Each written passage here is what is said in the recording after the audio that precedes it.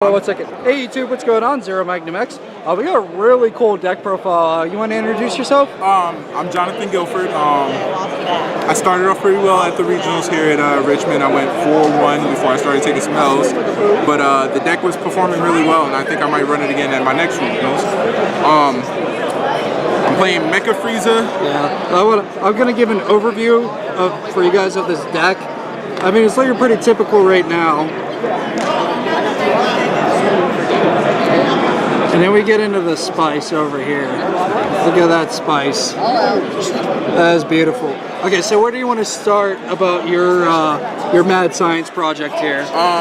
The mad science project started with being able to realize you can essentially turn to Batara Earring for the Vegito combo.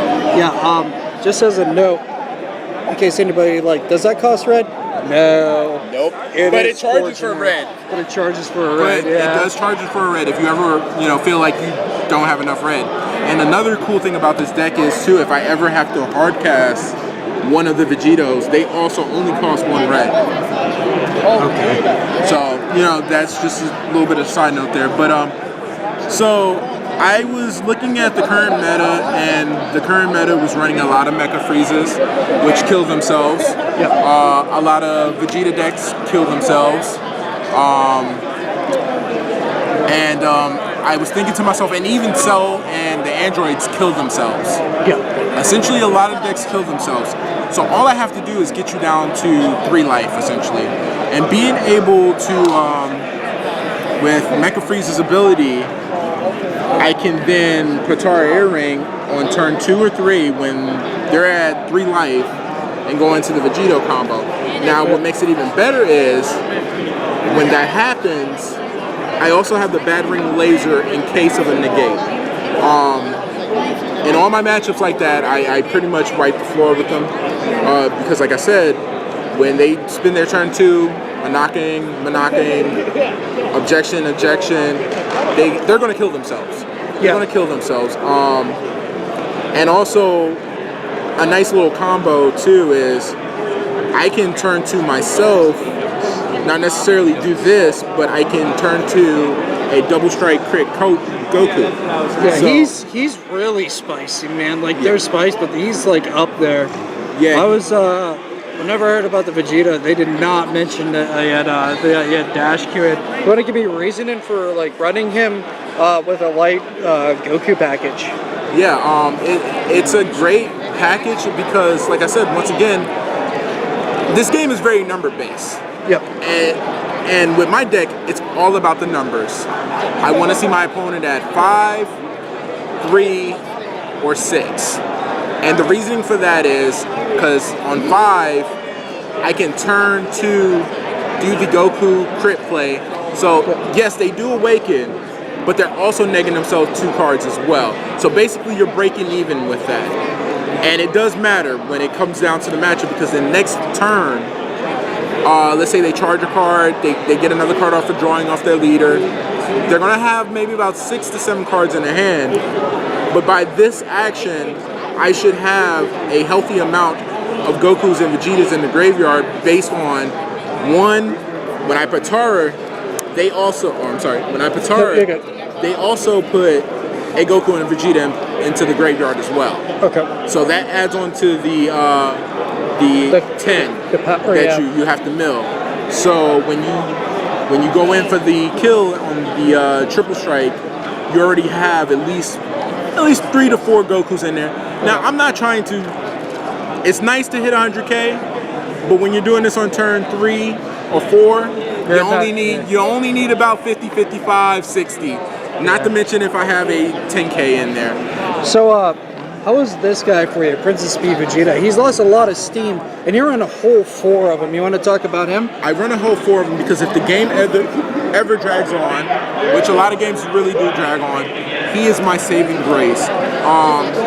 For 2 reasons. Actually 3 reasons. You play him, they bloodlust him. Alright, they got a bloodlust out their hands. That opens up a slot for a Vegeta. Okay. If they don't bloodlust him, you get 2 more cards to your hand that are combo pieces. you know, either a Vegeta, either a Goku, you know, you're getting cards to help yourself out. And another reason he's really good is he has that double strike feature. If they're ever at 5, double strike, hit them, put everything onto them, go for the game. And then get into the triple strike, right? Going into the triple strike. So this deck looks really great to surprise opponents round for the first round. What do you do in your sideboards? In my sideboards, I essentially remove actually the whole Patara package and the 5-drop Vegito package and 1 Vegito. Okay. I do leave 3 in there just in case. Yeah. You know. Because you could just be at 7 energy, be like, hey, this wins. Yeah. Hey, this and then wins. what do you bring in? And if you don't mind talking about your sideboard a little bit. So me and my playtest partner James Flowers thought about a transformative sideboard. Okay. Which does 2 things. It keeps your opponent off balance, and them not knowing what you're playing at this point. Yeah. And they're also going to have probably 4 to 5 dead cards in their hand because they're trying to stop the Vegito combo. They thinking you're going to play the Vegito combo. So when I normally do is I take out, lay him down. I take out about 11 cards actually. Okay. Most of the time. If you are still in the match, please proceed to end the match procedures.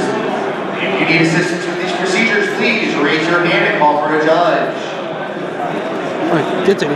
I take out about 11 cards. So the 4 Patara Kai, the secrets, the lightning speed Vegitos, 1 repeated force, and all 3 bad ring blazers come out. And I replace them with 3 scissor beans. We have your Richmond 3 of the occupational destructive Friezas. Regional Champion 1 more Manaka.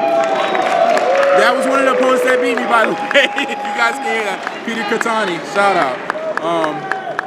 And 4 Beerses.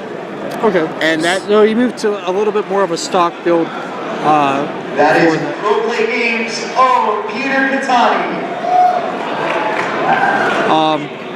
Any suggestions for anyone wanting to pick up the deck and try it? Anybody that wants to pick up the deck and try it, I will say this, it does take a lot of practice and skill to play the deck. It's not just throwing out a Vegito there on turn 2, because that can kill you as well, because you are emptying out your hand. But the great thing about Frieza is, Frieza can replenish your hand. Yeah. But you got to use it wisely. Just like any other Mecha Frieza player, you have to use his ability wisely, because you can essentially kill yourself. Another thing is, like I said, play a lot with it, because there's times that you have to account for, I need a Goku and Vegeta. What's the odds I'm gonna pull a Goku and Vegeta out my life or out my deck, or you have to know your numbers. And also, just see what your opponent's playing before you actually go into a transformative sideboard. There was 2 or 3 games that I actually didn't go into the transformative sideboard. I actually stayed with the combo because it benefited me more. Okay. Like the Trunks matchup, it benefited me more to have the actual combo in there. The Vegeta matchup, it benefited me more because there's not much they can do about it. Vegeta players can't kill a Vegeta. It's just not going to happen. Even if I bring them out, they have no cards to kill them essentially. Okay. As far as if I don't attack with it and wait till they're wanting to take life for their crit, and then they just start hurting themselves more. That makes sense. Yes. So, I guess to anybody who's new or just wanting to pick up the deck, try it out. It's really, really fun. Yeah, it looks fun. Really exciting. The drama is there with the deck. I will say that. I had a lot of close calls yesterday. But it's a really, really fun deck, especially if you're a Goku Vegeta fan. You're going to see a lot of them. But yeah, no, I'm really proud of the deck. I personally think it performed really, really well. I did run into Soul Striker Goku. That gave me a little bit of a hard time in both of my games. So I'm going to go back into the think tank myself. Try to make some adjustments for that. But my Mecha Frieza matchups, 2-0'd both of those. My Trunks matchup, 1-1. Okay. My Vegeta matchup. Which were they? The color trunks, what were they? They were red blue trunks. They're Both of both them? red blue Okay. trunks. They're both red blue trunks. And my Vegeta matchup, Smoky. Okay. So if that's any indication about the deck, it is really good against decks that kill themselves. Trunks was a little bit more difficult because Trunks doesn't kill himself. But I kind of. Oh, go ahead. That's okay. I think Bionic Frieza, just as a disclaimer, is weak versus Trunks to begin with. Yes, it is. With that being said, too, there was a lot of games I kind of baited my opponent into doing what I wanted them to do. Yeah. This deck has. You have to know other people's decks to actually function with this deck as well. Like with Trunks, for example, game 1, I let the guy double Kabami and go down to 4 because that put him down to 6 already. So things like that, you have to know when to take a hit, when not to take a hit. You have any final closing thoughts about the deck? Anything that you want to talk about? Any shout outs you want to give? Anything like that too? Final thoughts of the deck. This guy is amazing.